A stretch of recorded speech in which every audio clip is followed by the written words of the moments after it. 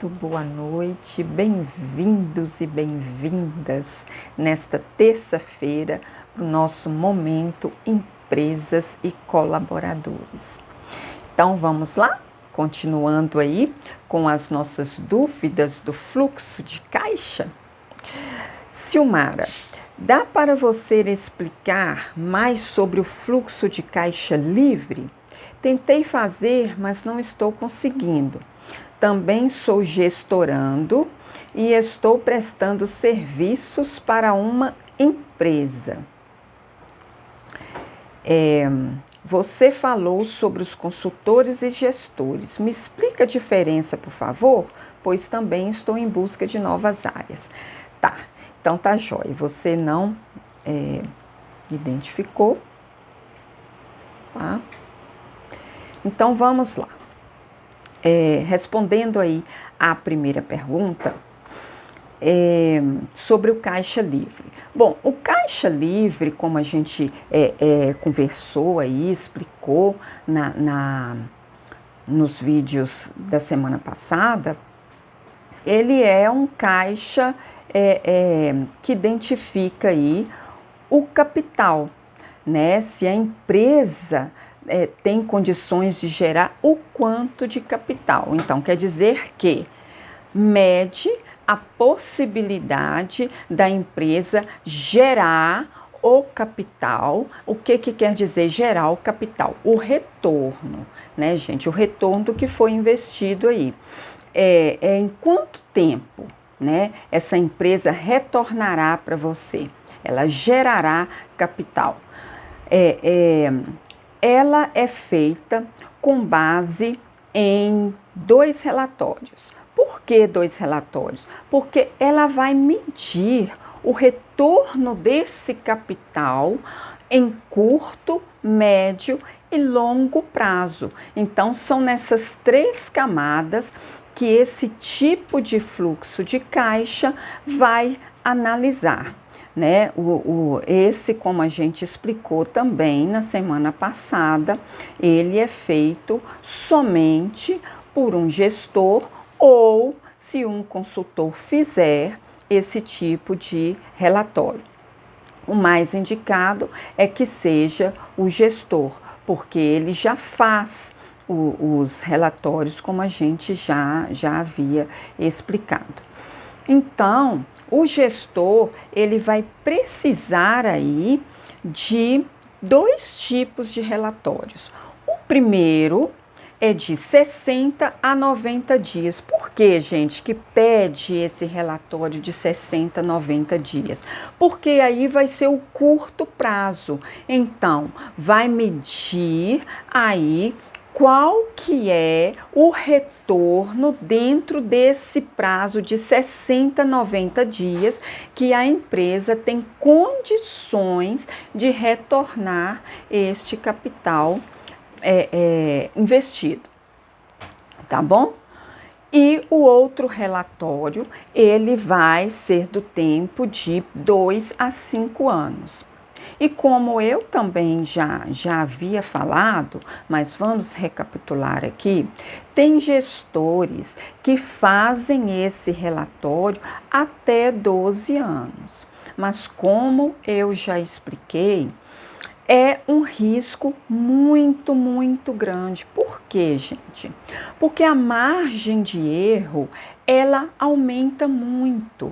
Se de 2 a 5 anos não deixa de ter uma margem de erro, pelo que eu já expliquei, né? Não sei se você que fez a pergunta aí, lembra dessa parte, né? Que nada está livre de erro. E quanto mais você aumenta, quer dizer, quanto mais você projeta para frente, porque esse tipo de caixa também, ele é um caixa que projeta. Por quê? Porque ele vai fazer o relatório aí de 2 a 5 anos. Então, além dele projetar a curto prazo, ele vai projetar a médio e a longo prazo, tá?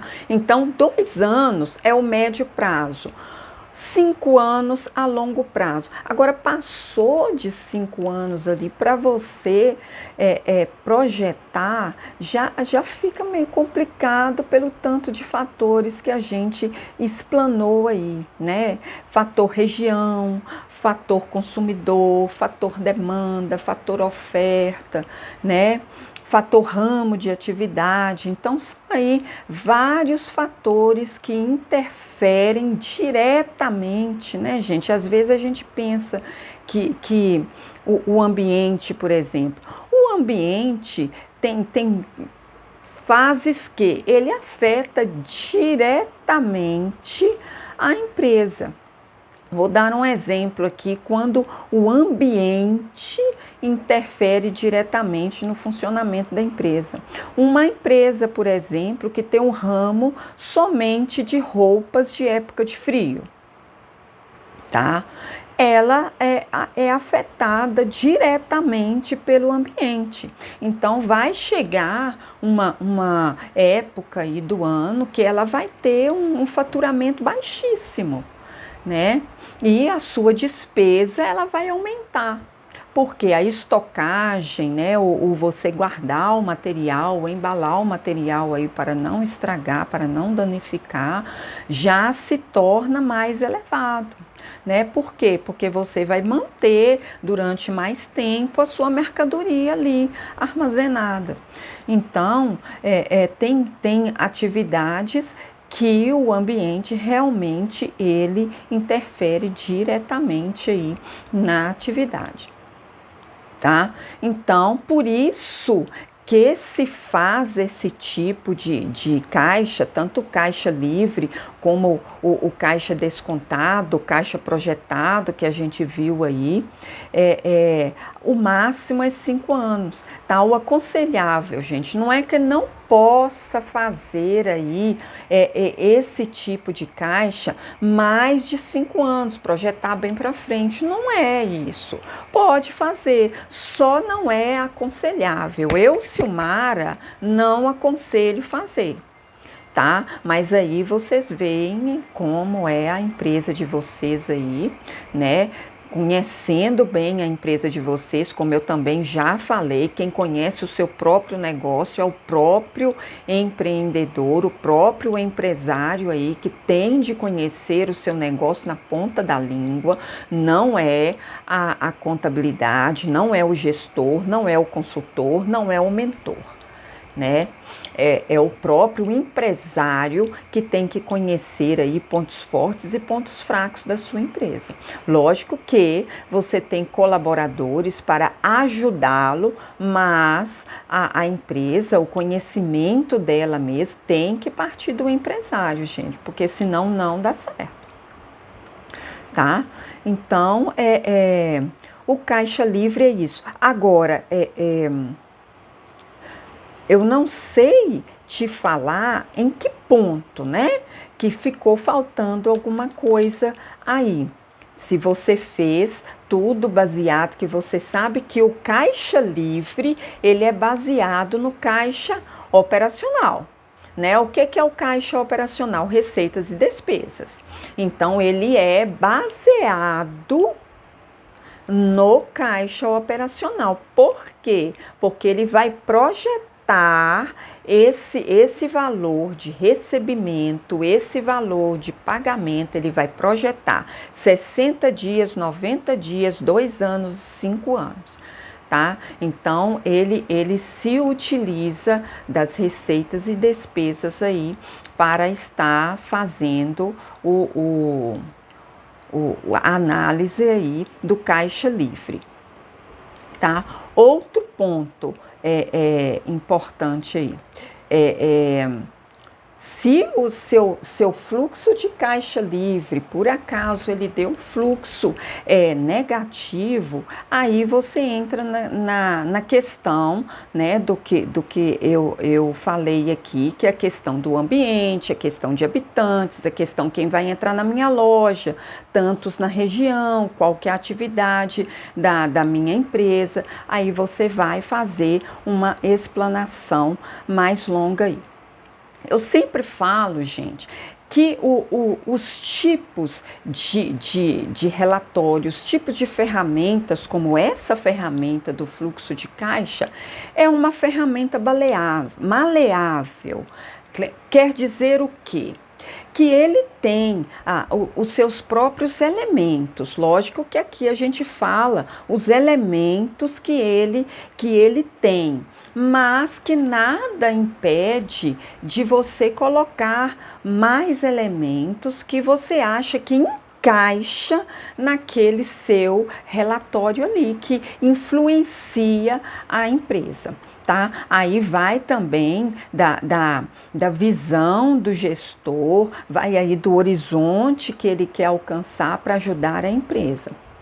Tá? E é no diálogo mesmo que isso acontece, gente, que o gestor, ele faz o serviço, sim, né? Ele é apropriado para fazer o serviço? Sim. Ele é apropriado para fazer os relatórios? Sim.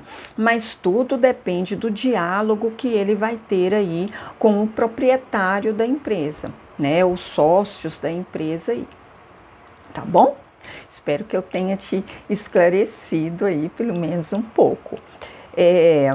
E agora você me pergunta aqui a diferença, o que muita gente me pergunta, gente me para na rua sobre a diferença, né? Porque eu fui questionada por alguns consultores aí que me questionaram porque eu falei que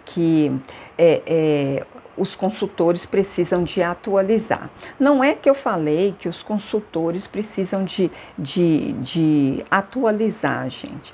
É porque as pessoas que trabalham nesse ramo, porque são pessoas, são seres humanos possíveis de erro, né? Nós não somos 100%, nós precisamos trabalhar com o material que nós temos. Lógico que quanto mais perto da proximidade, né, do período atual, gente, melhor, lógico e evidente isso daí, não tem nem que ver.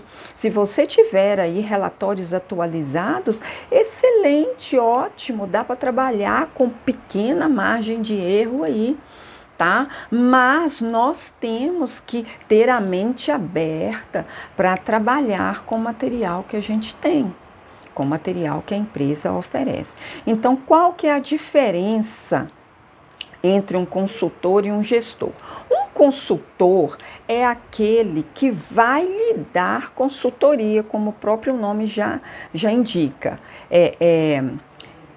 Vamos resumir assim, pega tudo pronto. O que ele vai fazer? Ele vai somente analisar.